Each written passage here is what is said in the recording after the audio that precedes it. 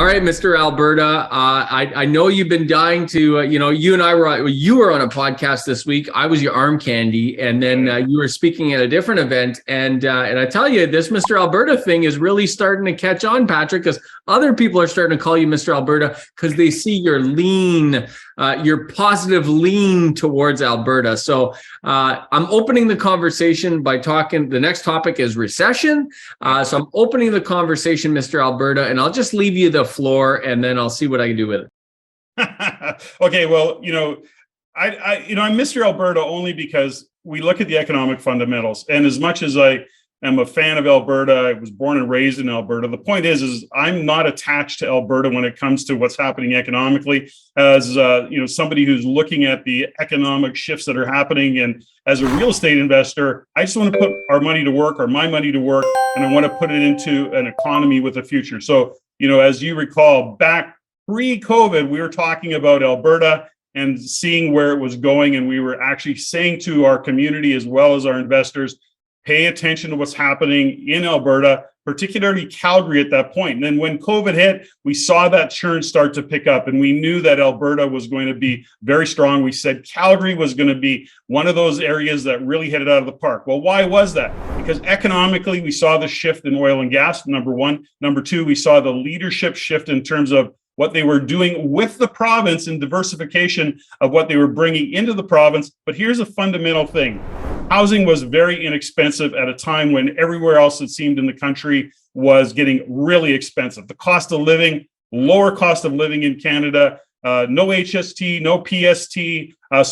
And then the cost of business. So what was happening is we saw businesses even going into the province. And well, what does that mean? It means, well, guess what? They're going there because they can do business. Number two, that it's the cost of business is lower, which meant that they were attracting jobs. So this is all to say that in an overview, we see what's happening in Alberta. Provincially, they're very strong economically. We're seeing huge immigration into that province, and interprovincial migration as well. So we've been pounding this drum, if you will, for 3 years, and now all of a sudden it's coming into people's awareness. Now, this is all to say that the economic fundamentals that we watch, that we share with the community, this is just kind of, we told you so, because it wasn't that we have a crystal ball. It's just that when you look at these economic fundamentals, the drivers and the influencers, you can start to see how things are going to unfold. People who got in 2 and 3 years ago are pretty happy. Now, of course, many are getting into that market, that Alberta market, still very strong, still has a good future in terms of the real estate. We'll be paying attention. Now, by the way, you told me earlier this week you're no good at monologues, but let me tell you, you just got to talk about Alberta, and you're very good at monologues. I mean, that was a hell of a monologue right there. I couldn't even get a breath in there. So it was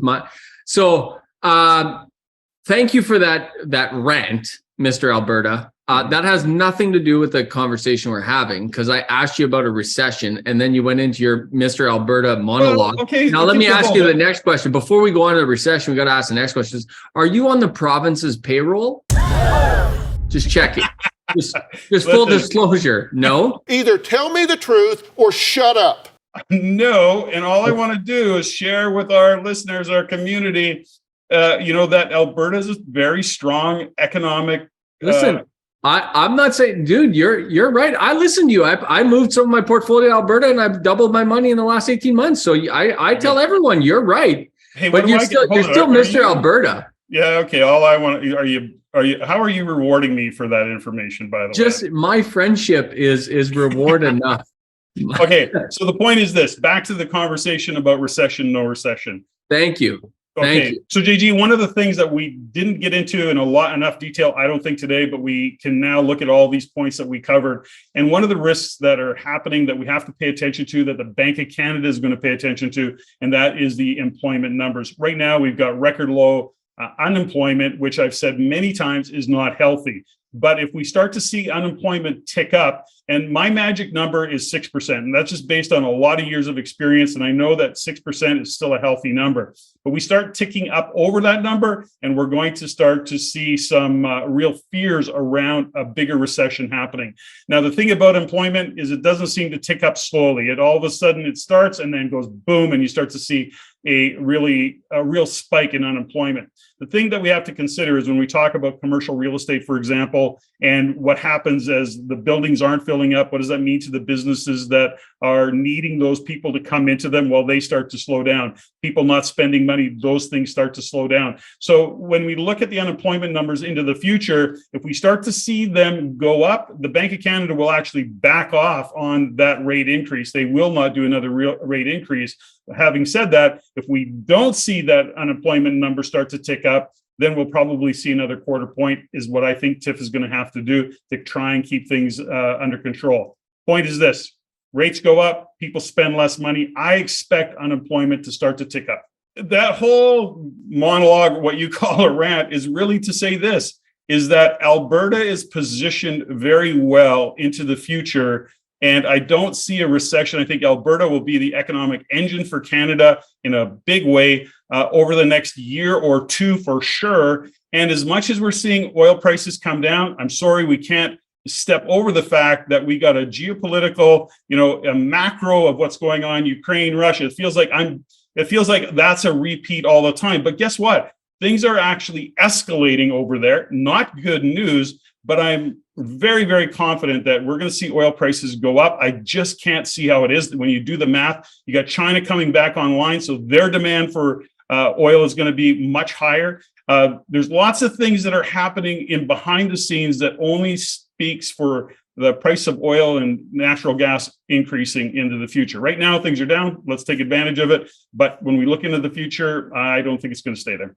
Now, you and I both have a plane to catch, so we can't afford any more Alberta monologues, by the way. But I still don't have an answer to the recession, because it was like, I don't know, maybe 6 months ago, Patrick, I remember these exact words coming out of your mouth, which first come out of your mind and then come out of your mouth, which is, I don't see a way we're not going to go into recession, is what you said 6 months ago. So where are you at? Now, things change. And listen, I'm not saying that things don't change. Things have changed. So given the stance today and given the data we have in front of us today, where are you at with that?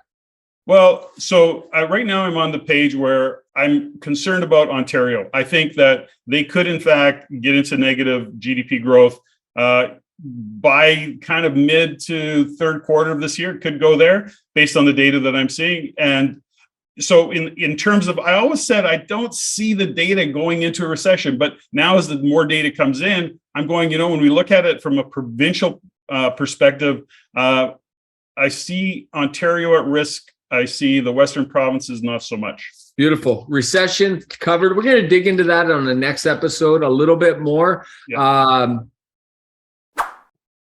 Not bad. Good shot again. Oh, but I want to point out one thing about that recession on Ontario. Oh, here we go. Another friggin' Alberta monologue. No, not at all. I just want to share with listeners is that one of the things that we look at when you have Ontario with the population it has a big impact on the rest of the country, and it has a big impact economically. So as much as Alberta is, over 4 million people, and it's driving a lot of revenue, a lot of tax revenue into the general coffers, Ontario being upside down is not a good thing given the population. So you're saying it's actually Ontario driving Alberta? No, Ontario is going to support Ontario. Alberta will support Ontario, as they often do. If you're interested in learning about investing in real estate the right way, look at our Real Estate Investing in Canada program, 15 steps to successfully investing in real estate. Thousands of real estate investors have learned the right way to invest in real estate following those 15 steps. You're absolutely going to love that program. Take a look, click on the link in the description below. I hope you've enjoyed this episode. Please like and subscribe. And if you've enjoyed this, please share it with someone that you know, because it's going to be incredibly valuable to them. Also, we'd love to hear from you, so please comment below. If you want to see more stuff like this, click here. If you want to see the entire show, click there.